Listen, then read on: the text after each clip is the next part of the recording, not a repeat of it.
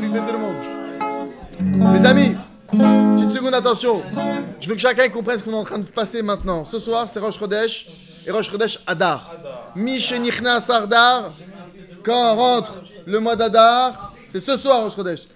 Quand le mois d'Adar il rentre, qu'est-ce qui se passe? Marbim et Simcha, on rajoute de la joie. Ça veut dire quoi on rajoute? C'est qu'à la base, c'est déjà très joyeux. Et le mois d'Adar il vient, tu dis là c'est le summum, c'est le truc. Et quand Mishenichnas Av, même à Atin mais Simcha, même quand c'est le mois de Av, tu dois pas être triste. Tu dois diminuer un peu ton degré de joie qui doit être grand. Mais dans notre génération, qu'on est tous des dépressifs, compulsifs, d'accord? Donc là, il faut profiter de ces instants. Là maintenant, avant de commencer les shurim ce soir, l'Irvad Rosh Chodesh, on va faire des chants pour que nos âmes, elles se délectent et qu'on monte. Et comment on va monter au plus haut? Là, boum, on va envoyer les divrei Torah. Anachnu maminu bnei maminim ve'en lanu al mi leishaen elo al Avinu שבשמיים. וידבר אדוני אל משה לאמור, דבר אל בני ישראל, ויקחו לי תחומה מאת כל איש אשר ידבנו ליבו, תיקחו את תרומתי. Hachem, il a parlé à Moshe en ces termes. Va parler au Béné Israël, vayikru li trouma, et vous prélèverez pour moi. Hachem, il a parlé à Moshe en ces termes. Va parler au Béné Israël, vayikru li trouma, et vous prélèverez pour moi. Met kolish, de chaque homme, Hachem devenu libo de ce qui sera pas donné. Tikru et terumati, vous prendrez ma teruma, mon prélèvement. ותכלת ורגמן זאת שני וששת עזים ואורות עלים מאדמה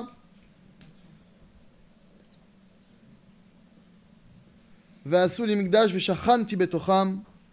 Et avec tout ce que vous prélèverez, qu'est-ce que vous ferez? Vous ferez pour moi un mikdash, un sanctuaire, ושכנתי בתוכם, et je résiderai en vous. Question très connue. Si tu fais un sanctuaire à Dieu, tu fais un endroit, tu crées une maison, tu fais un endroit spécial pour Dieu. Ok, alors Dieu va résider dans l'endroit. Pourtant, Dieu nous dit, tu vas me créer un endroit et je résiderai en toi. Il faut comprendre que le Beth Amikdash, c'est écrit dans la Gemara que chaque instant où le Beth Amikdash est détruit, ça signifie que s'il avait été présent, il aurait été détruit. Hachem, il a détruit le Beth Amikdash de pierre physique. Et Hachem, croyez-moi, il pourrait reconstruire en un instant. Il pourrait enlever tous les problèmes politiques, géopolitiques, et faire régner un ordre tel et que le Beth Amikdash soit reconstruit. Mais Hachem, il nous demande quelque chose de bien particulier. Et c'est pour cette raison que le Beth Amikdash, il a été détruit. Le but du Beth Amikdash, c'est pas qu'il y ait une maison où il y a Dieu qui réside là-bas. Le but du Beth Amikdash, c'est que ce soit l'extérieur de cela, le dévoilement clair de la présence divine. Mais pour que la présence divine arrive à un tel niveau de dévoilement, il faut d'abord qu'elle soit en toi. Si chez toi elle n'est pas présente, si dans ton cœur elle n'est pas présente, alors tu peux remplir quelqu'un d'autre que si toi-même t'es rempli. Si toi t'es rempli de joie, alors tu vas déborder de joie et tu vas pouvoir donner de la joie aux autres. Si toi maintenant t'es chargé, alors oui tu peux charger quelqu'un d'autre. Mais si toi t'es vide, tu pourras charger une maison. Hachem, il nous demande maintenant de mettre notre cœur. Et plus que ça, on sait que la première lettre de la Torah, c'est le Bet de Bereshit. La dernière lettre de la Torah, c'est l'Ené Kol Israël, c'est un Lamed. Quand tu prends la dernière lettre, tu le rattaches à la première, pour boucler la boucle, ça fait l'Ev, ça fait le cœur. La manière d'accomplir la Torah, c'est le cœur. On est dans le mois d'Adar. Et on a une mitzvah supplémentaire. Il y a déjà une mitzvah qui est constamment présente, qui est la joie. Et Behemet, le Zohar HaKadosh, il dit qu'Akadosh Baruch Hu, il déteste. Il est la tristesse. Hachem, il est ça. Yaakov Avinu alav shalom, notre patriarche, on n'est rien ni personne pour parler de lui. Je me permets de parler de lui maintenant parce que je l'ai reçu de mes maîtres et parce que la Torah nous permet d'apprendre de lui. C'est sûr que nous, on ne peut pas se comparer à lui. Mais en tout cas, lui, à son niveau, aussi grand qu'il ait pu être, qu'on ne peut même pas imaginer de notre pensée qui il était quand il a perdu son fils Yosef, qui pensait qu'il avait été tué, alors qu'il avait déjà perdu sa femme. Dieu préserve, Rachel, en chemin. Et on connaît toute l'histoire, qu'il a eu du mal à avoir Rachel, et finalement il a eu Rachel, et finalement elle a un enfant, et elle a un enfant, elle a un deuxième Binyamin, elle est partie, maintenant il perd sa femme. Son fils de 17 ans, son fils qu'il a. Yaakov, c'est écrit qu'il a eu, à son niveau, une tristesse. À son niveau. D'ailleurs, la preuve, il a perdu le Ruach HaKodesh. Mais c'est quoi? Qu'est-ce que ça signifie? Vous êtes d'accord qu'elle avait une raison valable? C'est pas une petite raison, c'est pas un petit caprice qu'il a fait. Son fils, Dieu préserve. Hachem, il a dit, tu peux avoir la meilleure raison au monde. Dès l'instant où tu es triste, je te quitte. Dès l'instant où tu es triste, je te quitte. Il faut comprendre que la notion de la joie, c'est pas c'est pas une notion chassidique. C'est pas une notion qui appartient à une élite ou à une caste. La joie, c'est l'élément, c'est l'ingrédient. C'est comme si maintenant tu fais un plat de folie. Tu mets tous les détails, pas de sel. Comment il est le plat? Mais attention, le plat, il a coûté 8 000 € le plat. Les fourchettes en or, il n'y a pas de sel. Il est comment le plat? Immangeable. Attends, c'est quoi du sel? Tu vas me dire, ça paraît rien le sel. C'est une denrée, ça coûte combien du sel? C'est rien du tout. Je suis au restaurant le plus cher du monde. Il n'y a pas de sel. Imagine, tu es au restaurant le plus cher du monde et il n'y a pas de sel. Qu'est-ce que tu dis dans ta tête? Ils sont nuls. C'est zéro, ce restaurant. Zéro. Monsieur, c'est le restaurant 5 étoiles de zéro, monsieur. Pas de sel chez vous? Pareil. Si dans ta Torah, il n'y a pas l'ingrédient essentiel qui s'appelle la joie, zéro. Comment je peux dire ça? Qu'est-ce qui m'arrive de dire ça? Paracha. Kitavo. Dans cette paracha, il y a tsar klalot. 98 malédictions, les unes pires que les autres. Qu'est-ce qui est écrit? Quelle est la raison qui est invoquée par la Torah? Tachat asher lo avatem et Hashem Elokecha besimcha uvtulevav. Parce que vous n'avez pas servi Dieu avec un cœur entier et avec joie. Quand tu regardes les malédictions, tu te dis, bon, à mon avis, les mecs ils ont dû faire des trucs de fou, là. Tu vois, ils vont se faire découper, scalper, empaler, massacrer, en brochette. Tu dis, bon, là, c'est des cas, c'est pas nous. Tu lis la fin, ils n'étaient pas dans la joie. Et ils servaient Hachem. Imagine. Tu peux dire, bah, non, ils faisaient pas Shabbat, ils étaient des renégats, des gens, pas que ceux qui font pas Shabbat, mais c'est-à-dire, tu t'imagines, c'est des gens loin de tout. Même pire que ça, c'est des gens qui ont mal parlé sur Dieu, c'est des gens qui... Non, non, non. C'est des gens qui font la Torah. C'est des gens qui font les mitzvot, attention. Mais ils le font sans l'ingrédient principal qui s'appelle la joie. Akadosh Baruch Hu, il est prêt, s'il n'y a pas la joie, à détruire. À tout détruire. D'où est-ce qu'on voit ça? Le plus grand décret de tous les temps, quand est-ce qu'il a été promulgué? Le plus grand décret, c'était quand? Le pire décret de tous les temps. Parce que là, on sort du dimanche de la colère. Ouais, c'est comme ça qu'il l'a appelé. Le dimanche de la colère. Le jour de la colère. Alors nous, on a décidé d'instaurer le jour de joie. Pour contrebalancer, c'est un jour de joie qu'on instaure tous les jeudis, B'ezrat Hashem, blinder tant que Dieu nous donnera la possibilité. D'accord? Et Béhémet, sachez que le pire décret du peuple juif, ça n'a pas été le jour de la colère. On va en parler de ça. Parce qu'au travers de l'actualité, au travers des événements qui nous entourent, les messages d'Hachem, ils pleuvent. Donc soit maintenant, on veut ouvrir les yeux et on veut comprendre les messages, soit Dieu, quand il a besoin de redresser, il prend le bâton. Les nations, c'est écrit clairement qu'elles ont pour rôle, quand le peuple juif ne va pas dans le droit chemin, d'être un bâton. Il faut comprendre. Déjà, première des choses, dans ce cas-là, elle pourrait se dire, les nations, ah bah nous on n'est que des bâtons, c'est pas nous, hein. Nous on est que Dieu il a décidé de nous utiliser comme bâton. Oui, mais le bâton il rendra des comptes.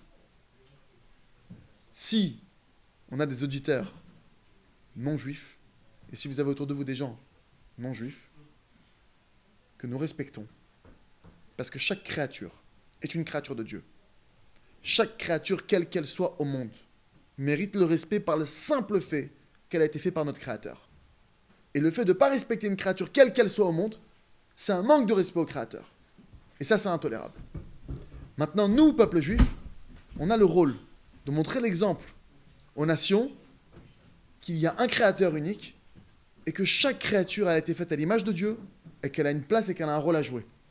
Maintenant, le bâton, il rendra des comptes. C'est comme si maintenant, je demande, j'ai besoin d'un volontaire, ok? Il y a un truc à faire, j'ai besoin d'un volontaire pour aller casser le mur d'en face. Le type, il va et casse le mur. Je dis, bah maintenant, par contre, il faut le payer, le mur. Mais t'as demandé un volontaire, oui, on t'a pas obligé de le faire. Tu te doutes bien que t'as fait une action, t'as fait un kiff, là, t'as pris le mur, tu l'as éclaté, fracassé. T'es sorti dans la rue, t'as dit, à mort les juifs, dehors les juifs, t'as fait ton kiff. T'as fait des quenelles, t'as fait des trucs, t'étais bien. Il y aura un prix à payer, tu le sais bien. Tu t'attaques à une créature de Dieu. N'importe quelle créature de Dieu auquel tu t'attaques a un résultat. N'importe quelle créature. Dieu en personne dans la Torah, il fait attention à pas dire de mal d'un fruit.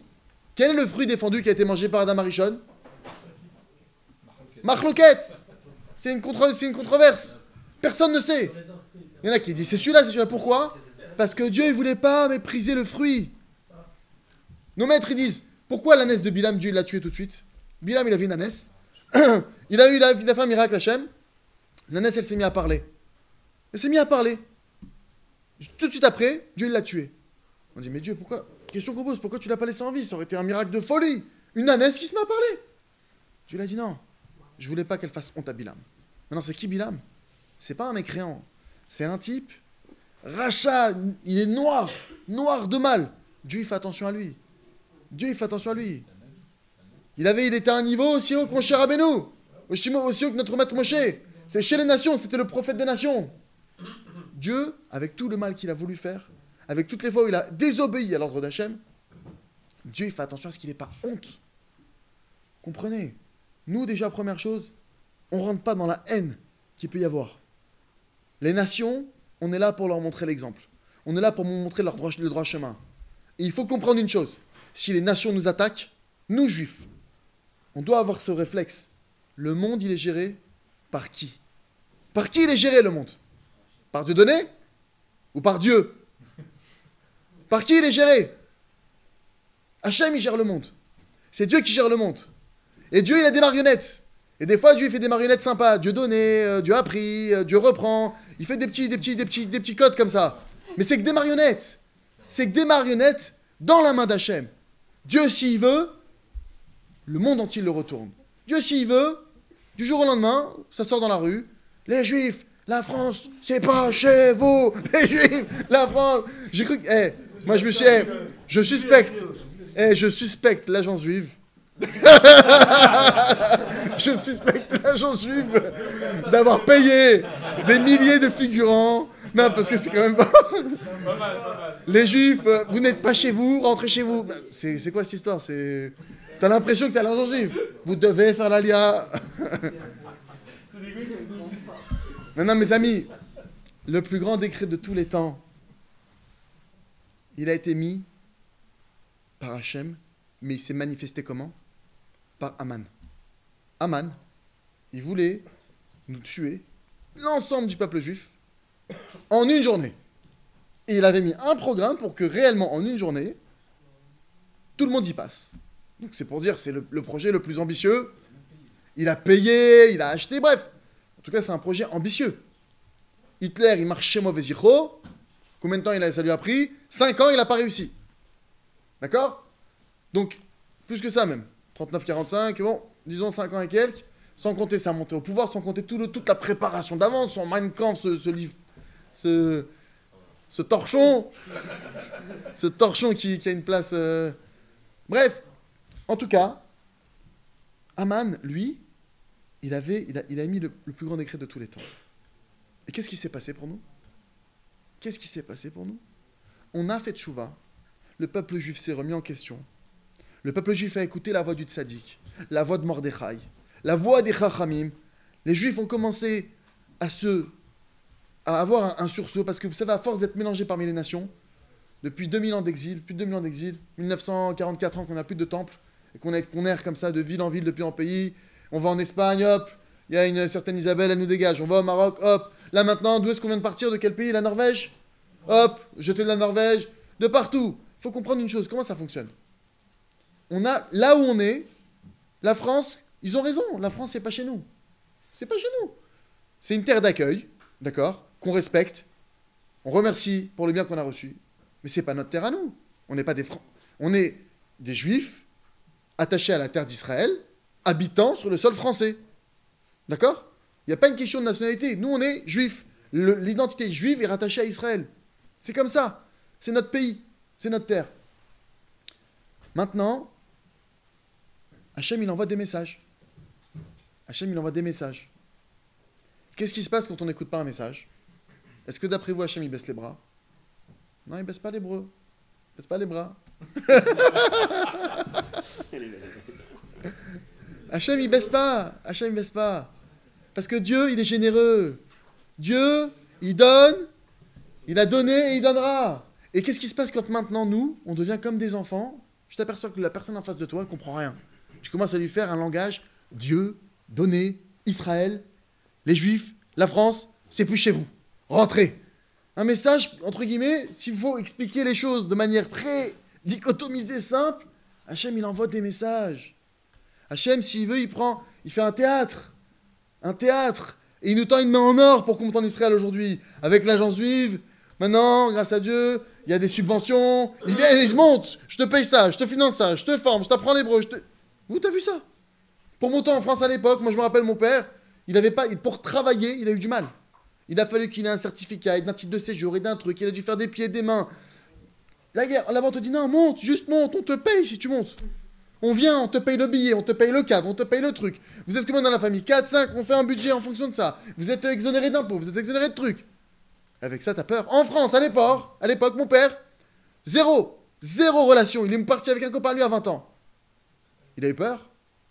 Non, il n'a pas eu peur. Il dit, il est parti, il a essayé. Nous, c'est notre terre, je comprends pas. De quoi un juif, il a peur? Maintenant, qu'est-ce qui se passe? Je vais essayer d'entrer avec vous, je vais essayer, pour le peu de temps que j'ai, de vous révéler certaines choses que vous devez savoir. Et qu'on doit prendre tous conscience. Alors maintenant, ce que je dis là, ce que je vais dire, c'est évidemment pas pour affoler qui que ce soit, mais c'est juste pour que chacun prenne conscience qu'il est en train de se passer quelque chose, et qu'on n'est pas en train de faire... C'est pas un jeu, et qu'il y a un vrai enjeu qui est en train de se passer maintenant. Il se passe quelque chose de sérieux, et il faut qu'on ouvre les yeux pour ça. J'écoutais un cours de mon Rav, qu'Hachem lui donne longue vie, le Rav Shalom Harouche. Il disait dans son cours qui date d'il y a à peu près 3 ou 4 ans. Il faudrait regarder à quelle période il est parti, Rav Mordechai Eliaou, Zatzal. Cours qui date d'il y a 3 ou 4 ans à l'époque où Rav Mordechai Eliaou, Zatzal, était en très mauvaise santé, et dans le cours il a demandé à ce qu'on prie pour sa guérison. Et d'ailleurs, ce cours est dédié pour la guérison de Harem Bat Yael et pour la guérison de tous les malades du peuple d'Israël, et pour l'élévation de l'âme de tout le peuple d'Israël, et pour la tzlachat de l'âme d'Israël, et pour la aliyah de tout le peuple d'Israël. Et la tchouva. Et tchouva, c'est pas que dans les actions. Remontant en Israël, ça s'appelle faire tchouva. Tachouv, vous revenez sur votre terre. C'est une forme de tchouva. Maintenant, dans ce cours-là, il ramenait une chose. Il a ramené une chose. Il disait que il y a une personne qui était très proche d'un Rav. Le Rav, il a eu d'un homme. Je ne sais plus si c'est un homme ou un Rav. Cet homme-là, il est décédé, Niftar. Et il est venu voir cette personne en rêve. Et il lui a dit qu'il y avait un très gros décret sur le peuple juif. Et que sur ce décret-là, il y a 4 rabbinim qui allaient partir. 4 grands sages de chez nous pour expier les fautes du peuple. Parce qu'on sait que quand un grand il part, alors ça pardonne beaucoup pour le peuple juif. Il faut savoir qu'à l'époque de Purim, Mordechai, il n'a pas fait cas au début du décret qui a été émis par Haman. Pourquoi? Parce que les nations ne peuvent rien nous faire. Personne, retenez bien ça, c'est la Gemara Tanit qui dit ça. On ne peut pas te toucher le fil d'un cheveu. Ça, on ne peut pas le faire. Le plus petit geste, on ne peut pas te le faire si Dieu ne l'a pas décrété. Alors encore moins un décret sur une nation, encore moins nous faire partir de Norvège, encore moins sortir dans la rue tous les Français qui sont en train de penser qu'ils ont un libre arbitre, pas du tout. Des pantins, des marionnettes. Mordechai, ça lui a rien fait. Quand il a vu le décret, rien, il n'a même pas bougé. Il a rencontré Eliyahu. Il lui a demandé, il lui a dit, dis-moi, le décret qui a été promulgué, c'est un décret qui vient d'en haut ou d'en bas?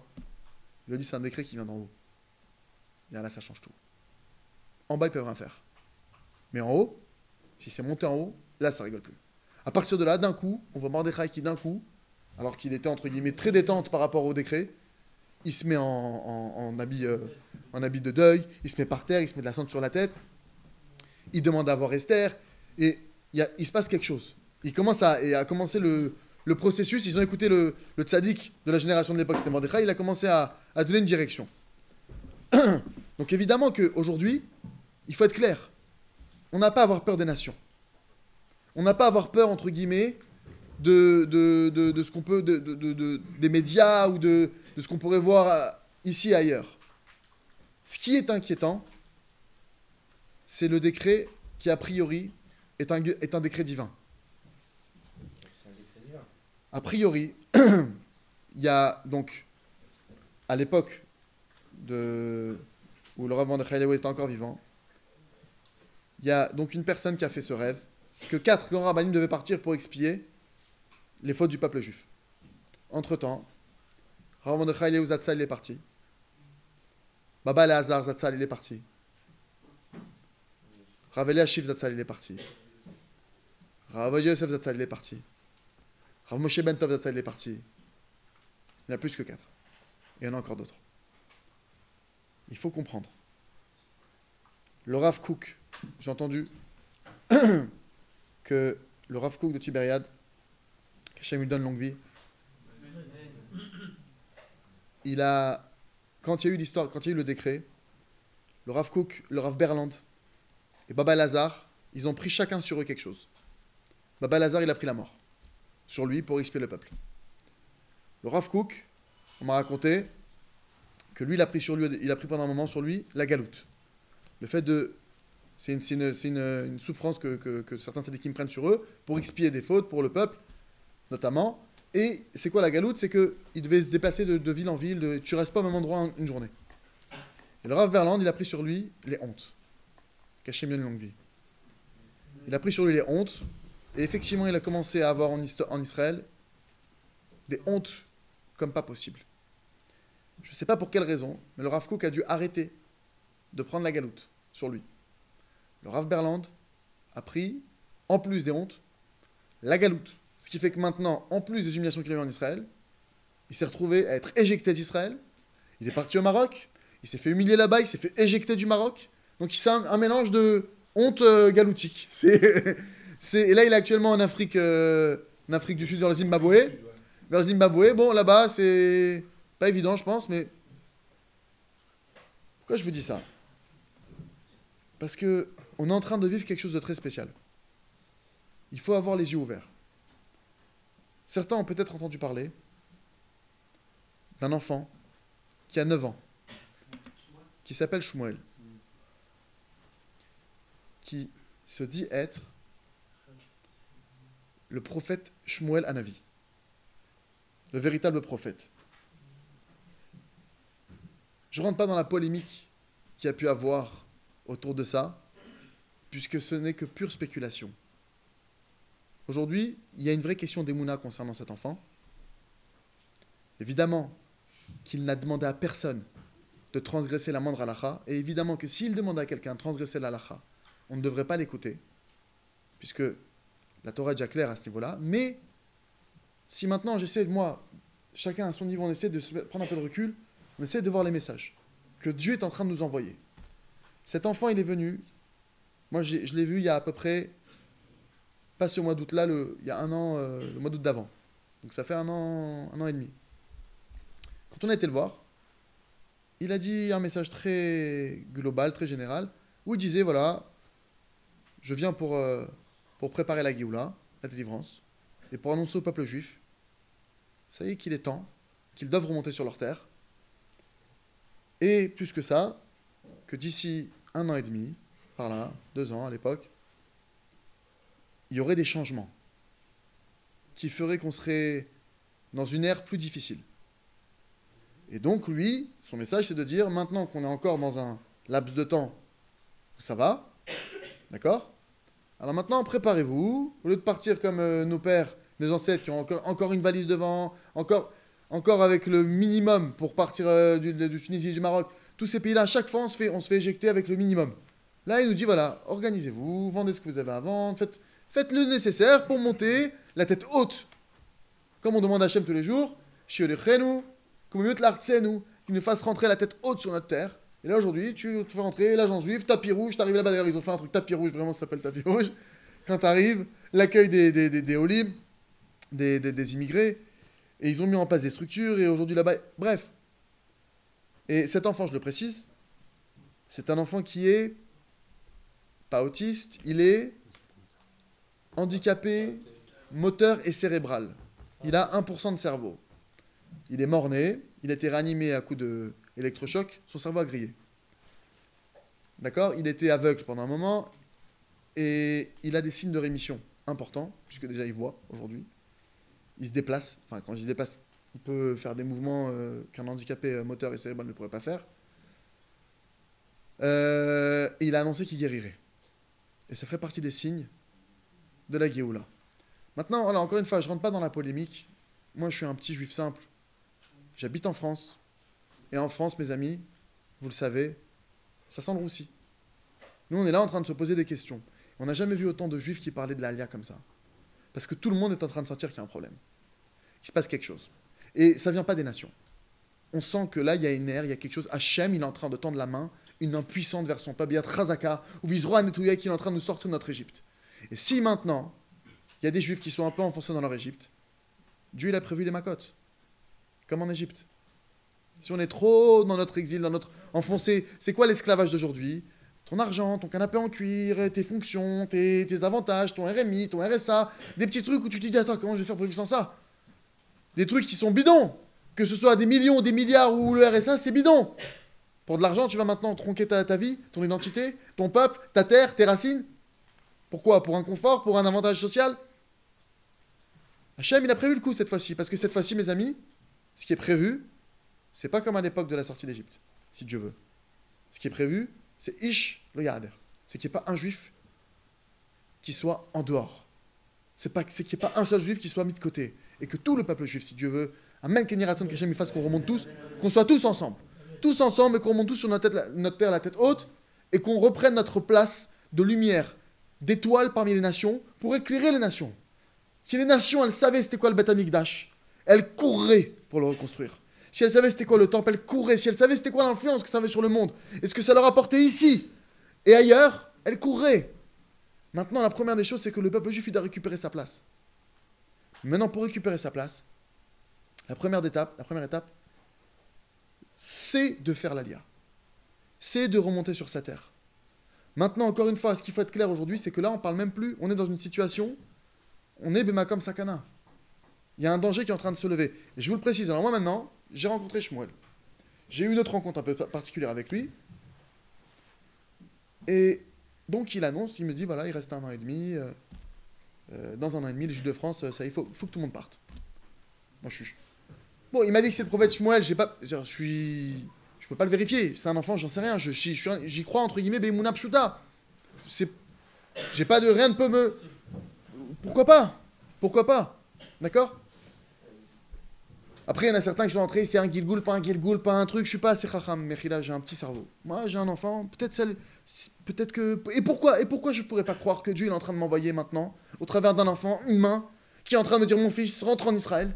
Parce que c'est facile d'être en Israël, et de dire, non, écoutez, faut pas faire l'aléa tout de suite, attention, pensez... C'est facile de dire ça quand toi t'es en Israël, et que t'as le côté la Maravia à côté de toi, que tu parles les pèlerins de Tzadikim, que t'as des Gdol Israël avec toi, que t'as un truc Israël, qu'il y a un srout. C'est facile, mais viens avec moi, Barbès, aujourd'hui. Viens avec moi dans ma ville, dans ma vie au quotidien, dans ce ciel gris, dans ce quotidien qui est sans avenir, dans un pays où l'économie est en train de s'écrouler. Venez avec nous alors, dans ces cas-là. Non, Chaz v'Shalom, Israël, il bouge pas d'Israël. Mais nous, par contre, faut qu'on reste en France. C'est quoi, on veut nous enfermer dans un truc?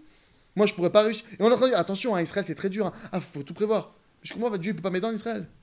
Je vais mettre en galère en Israël. Vous êtes en train de me faire croire quoi? Qu'en Israël, Dieu il va mettre des coups parce que je suis monté? Dieu il met des coups que si tu mérites des coups. C'est la seule raison. On l'a expliqué à un autre cours. Pour ceux que ça intéresse, vous irez voir le cours qui s'intitule Comprendre les messages d'Hachem, la grandeur de la terre d'Israël. Mais maintenant, imaginez un enfant qui est un bon élève, un bon enfant. Pourquoi son père il lui mettrait une claque? Vous avez déjà vu un père qui rentre chez lui un jour, bam, il met une gifle à son fils. Pourquoi papa? Pour le kiff. Non mais un père normal, pas un père normal, vous avez déjà vu ça? Ça n'existe pas. Mais vous pensez que Dieu, tu rentres à la maison, il va arriver, boum, pourquoi papa? T'es rentré en Israël, t'aurais pas dû. Maintenant, donc, quand j'ai vu cet enfant, et donc il a annoncé qu'il y avait 1 an et demi, moi ça m'a grave perturbé.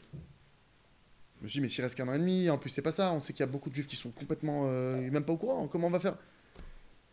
J'ai été voir mon Rav, d'accord? Rav Arouche, j'ai été le voir, je l'ai croisé à Rosh Hashanah, à Ouman, et je lui dis, ah voilà, il y a un enfant, il dit que c'est le prophète Samuel, il a écarquillé les yeux. Bon, sans compter que le Rav Arouche, c'est connu qu'il voit des choses, bon bref, c'est pas le propos de maintenant, mais c'est pas quelqu'un du tout de commun, c'est quelqu'un, on sait qu'il voit, très clairement. Maintenant, et je lui dis, bon, il a dit, maintenant moi je lui dis un mode un peu paniqué, il a dit qu'il restait 1 an et demi pour les Juifs de France. Moi je pense lui annoncer un truc, ils me disent, non mais, attends, faut se calmer, il y a pas... Il me dit, je suis au courant. Il me dit, je suis au courant. Il y a 2 tzadikim cachés qui sont venus me l'annoncer jusqu'à chez moi. Il y a un décret sur le peuple juif. Et le décret aujourd'hui qui pèse sur le peuple juif, c'est un décret de la taille d'une Shoah. C'est pas un petit décret. C'est pas un petit décret.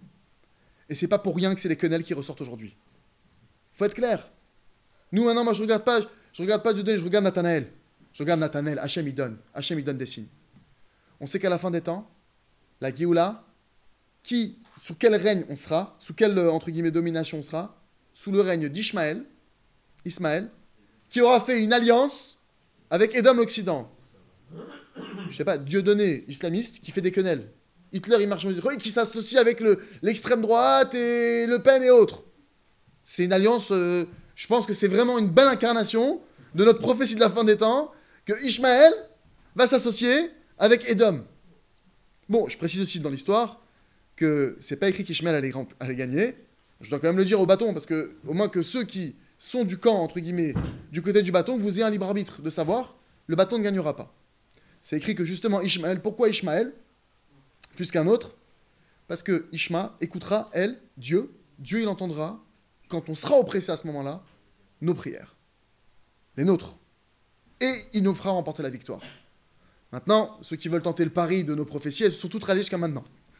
D'accord? Il n'y a pas une prophétie dans la Torah qui est fausse. Il n'y a pas un mot dans la Torah qui est faux d'après le conte, l'air vulgaire. Pourquoi vulgaire? Bon, d'après l'air vulgaire, je sais pas pourquoi. Bon, elle est vulgaire cette ère. Ça fait 2014 ans, d'accord? D'après notre ère véritable, qui est la vraie, la seule, ça fait 5774 ans que ça n'a pas bougé. La Torah, elle est émette, Moshe est émette, il n'y a rien qui bougera. Maintenant, ceux qui ont voulu tester ou qui étaient en doute, etc. Donc, effectivement, il y a un libre arbitre. Tu peux être un bâton, tu seras dans le projet divin et tu rendras des comptes. Tu seras dans le projet divin, mais du mauvais côté. Ou alors tu peux être un non-juif qui va diffuser le message d'Hachem, le message de foi. Et que s'il connaît des juifs, ce non-juif, il peut peut-être lui dire, tu sais, t'es pas n'importe qui, t'as un rôle à jouer. Moi je vous pose une question. Vous pensez que c'est... Comment ça se fait qu'on est haï comme ça? Vous posez la... Ne me donnez pas les réponses à 2 francs, on est jalousé, on est les meilleurs, c'est faux. C'est faux. Aujourd'hui, tu regardes par exemple en France, tu vas chez les médecins, il n'y a pas que des juifs. Il y a de tout. Il y a de toutes catégories. Tu vas maintenant, tu regardes aujourd'hui chez les gens qui ont beaucoup d'argent, grâce à Dieu évidemment, tout type de personnes. Les Mercedes, c'est pas qu'aux juifs, ça appartient à tout le monde. Et plus que ça, mes amis. Vous le savez, aujourd'hui, c'est récent. Notre peuple, il est touché financièrement. Il y en a beaucoup dans notre peuple. Et c'est quelque chose, entre guillemets, qui est nouveau, qui galère. Pas un, pas deux, des dizaines.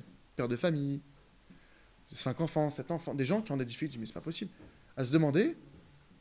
Donc c'est pas une question qu'on est les meilleurs, c'est pas vrai. Ou qu'on est jalousé. Non, je suis pas d'accord, ça n'a rien à voir. Le monde, il est géré par Dieu. C'est Dieu qui fait qu'on nous haïsse, et c'est Dieu qui fait qu'on nous aime. Pourquoi est-ce que Dieu ferait qu'on nous haïsse? Pourquoi? Pour quelle raison? Pour nous remettre dans le droit chemin. Mais moi, je vais vous dire une chose. Imaginez que vous êtes dans une société. D'accord? Il y a le fils du patron, ok? Qui est directeur général, qui a le meilleur salaire, qui a la meilleure voiture de fonction, qui a des avantages sociaux, fiscaux et autres. Il arrive toujours en retard. Il repart toujours le premier. Il ne fait pas son travail. Et il met tous les services qui sont en dessous de lui en galère. Et donc, du coup, c'est toute la société qui est en galère. Pourquoi? Parce que le directeur général, il ne donne pas de directive. les sous-directeurs ne savent pas quoi donner au truc, jusqu'au le balayeur, il ne sait plus balayer. Après, tu te dis, mais comment ça se fait que dans cette société, tout le monde déteste le directeur général? Tu dis, bah, c'est normal, il ne joue pas son rôle. Il est payé 100 fois plus que nous, il nous met tous en galère. Et si maintenant il joue mal son rôle, c'est toute la société qui va fermer. Mes amis, je ne vais pas dire qu'on est directeur général. J'ai déjà expliqué et exprimé l'idée que l'humanité tout entière, c'est une grande famille. On est tous de la même famille. Juifs et non-juifs. C'est la même famille. Mais il y a une différence. Pour replacer chaque chose. Dans chaque famille, il y a un aîné. Il y a un enfant aîné. Et vous savez bien que quand les parents s'absentent, c'est le fils aîné qui est responsable. Les aînés de l'humanité sont le peuple juif. On a, oui, des privilèges en tant qu'aîné, forcément. Le fils aîné, c'est pas le même rapport. Chaque parent te dira, le fils aîné, c'est spécial. L'aîné, c'est l'aîné, il n'y a rien à faire. Mais d'un côté, c'est vrai qu'on est les aînés. Mais d'un autre côté, on a une responsabilité. À chaque fois qu'on ne joue pas notre responsabilité, alors oui, le monde se met à nous haïr.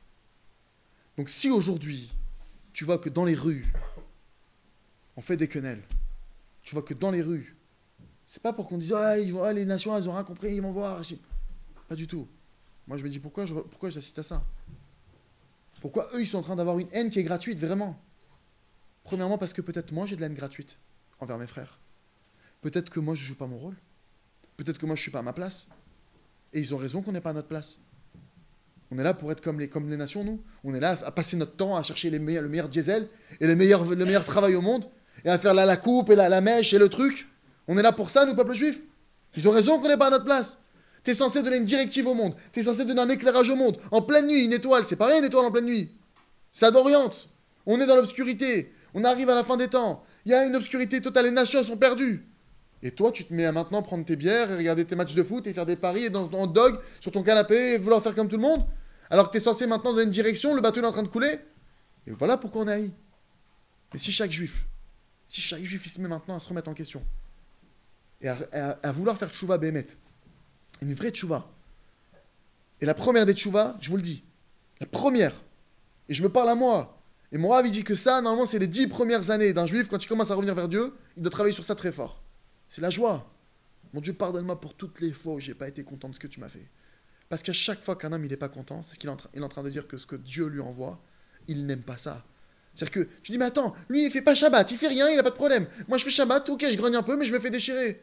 Mais lui en faisant pas Shabbat, il peut dire, mais j'ai des Tserara, Hachem, je voudrais, mais je me suis fait dépasser. Toi quand tu fais Shabbat, mais tu dis, j'aime pas, tu es en train de rejeter Dieu. Lui quand il fait pas Shabbat, il a rejeté une partie de la Torah, mais il n'a pas rejeté Dieu. Dieu il sait qu'il dans son cœur il voudrait le servir. Mais toi, quand tu sers Dieu, en n'étant pas content de ce qui t'arrive, tu rejettes Dieu en personne. Et ça s'adresse aux nations. Les nations aussi, elles sont assujetties à ça. Mais comment tu veux que les nations, maintenant, dans notre pays, la France, le pays le plus grand consommateur d'antidépresseurs, 70% des Français consomment d'antidépresseurs, à cause de qui? À cause de nous. À cause de nous. Si nous, on ne développe pas la joie, si nous, on n'est pas des exemples de joie, si nous, on n'est pas rayonnants, alors comment tu veux maintenant transmettre aux nations la joie? Alors tu vois qu'en France, rien que tu prends le métro, c'est tu peux ressortir... un type, il sort des lattes, il prend le métro, ma parole, il peut ressortir blanc. Il peut ressortir blanc. Il a pris un bain d'angoisse. Les gens, tu les vois tous, ils sont cassés en deux. Mais mes amis, c'est à nous de transmettre ça. À nous de travailler maintenant sur le remerciement. De faire un travail, c'est un travail, Shachan Tibetocham, c'est dans le cœur que ça se passe. Hachem ne veut pas des grands gestes extérieurs pour faire semblant, non. Hachem veut qu'avec le peu que tu as, merci mon Dieu que tu m'as donné ça. Merci mon Dieu que j'ai cette galère. Merci mon Dieu que tu fais ça parce que je sais que tout ce que tu fais c'est pour le bien. Merci Hachem de devenir maintenant nous des exemples. Et si on travaille comme ça, va dès qu'on va trouver la force de monter en Israël. Pourquoi on ne monte pas en Israël? Parce qu'on a peur. Ok, vous avez peur de là-bas, alors ok, Dieu est en train de nous envoyer la peur ici. Voilà. Et c'est une règle claire. Qu'est-ce qui fait qu'un homme il n'écoute pas les messages d'Hachem? Je vais vous dire, c'est simple. C'est l'orgueil. L'orgueil. Je suis bien, moi, j'ai mes places. Mais pour qui tu te prends? J'ai mes appartements, vous comprenez, j'ai ma société, j'ai mon assise sociale. Mais pour qui tu te prends? Ça fait 5000... Tes ancêtres, ils sont morts pour rentrer sur cette terre. Tous les ans, ils ont pleuré l'an prochain à Jérusalem. Et toi, tu es en train de dire, non, tu comprends, je viens de faire un business de basket, je vais pas faire un... Comment c'est possible? Qu'est-ce qu'il fait Hachem? C'est écrit dans la Gemara. Gouffre caché, pachat shomro. Un corps qui est dur, la peur, ça le brise.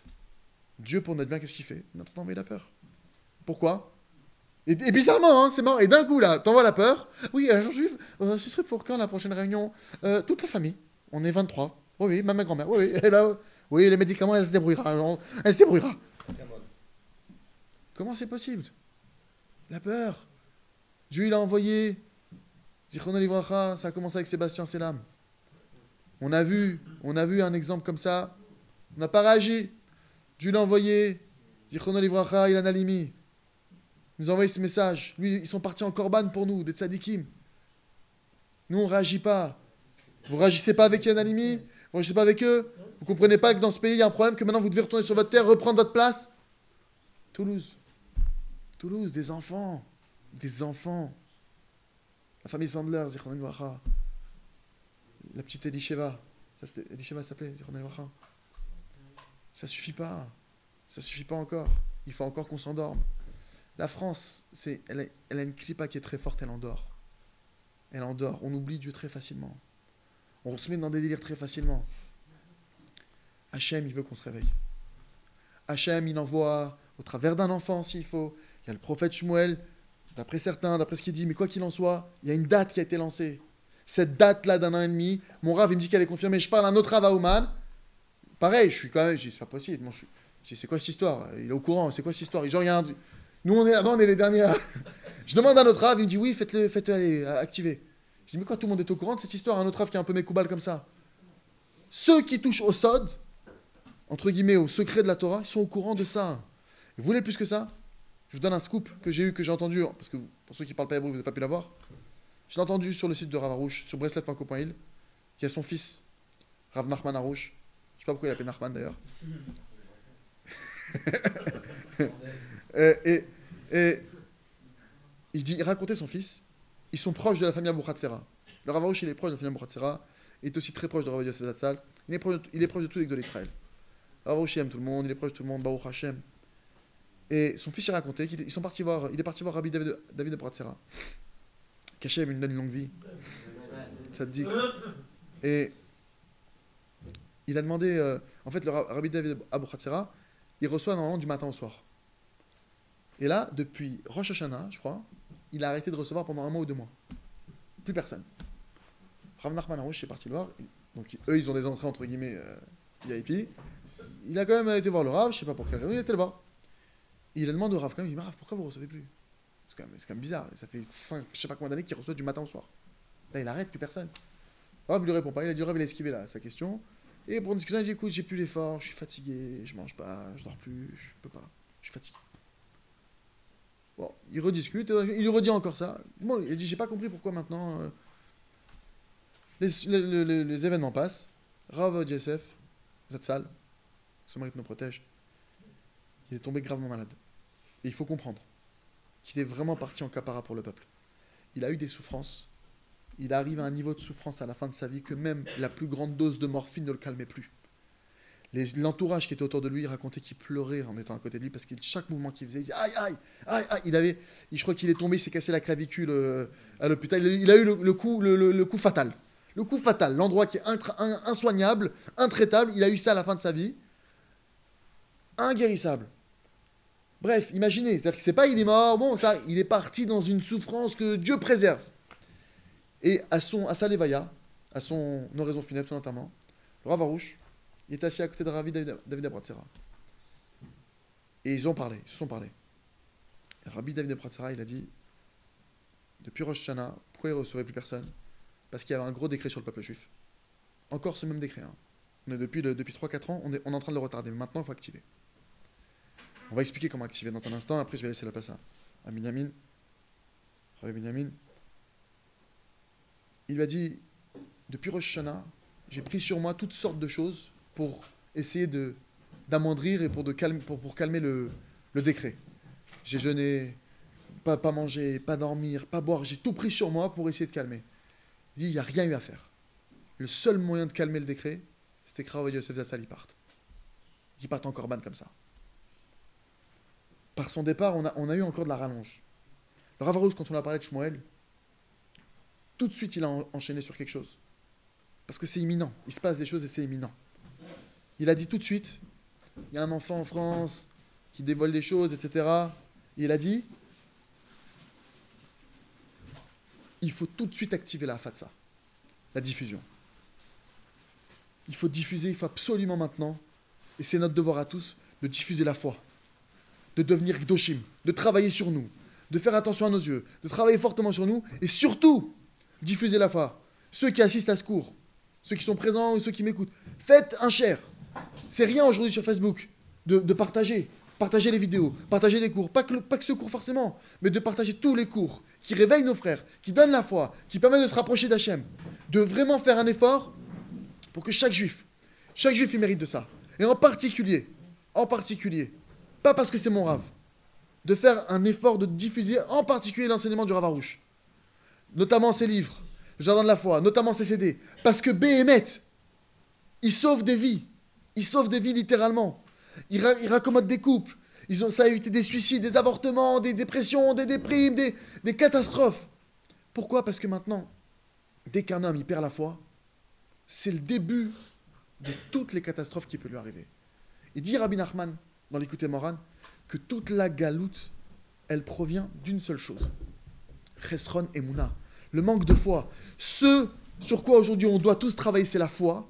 Ce qu'on doit chercher à diffuser par-dessus tout, c'est la foi, juif et non juif. La foi en Dieu. Le jardin de la foi, il se trouve actuellement, on peut le trouver sur la fnac.com, pour ceux qui ne savent pas où le trouver. D'accord ? Vous pouvez aussi le trouver sur notre site. D'accord ? Mais c'est pas, ne le prenez pas chez nous, on ne cherche pas à faire une vente. D'accord ? Ce qui aujourd'hui compte, c'est que chacun se rapproche de Dieu. C'est que chacun se rapproche du Créateur véritablement. Et que Béhémet, ça, c'est la plus grande joie au monde. La proximité avec Dieu, c'est ça la plus grande joie au monde. Chazak, Vénétrazel.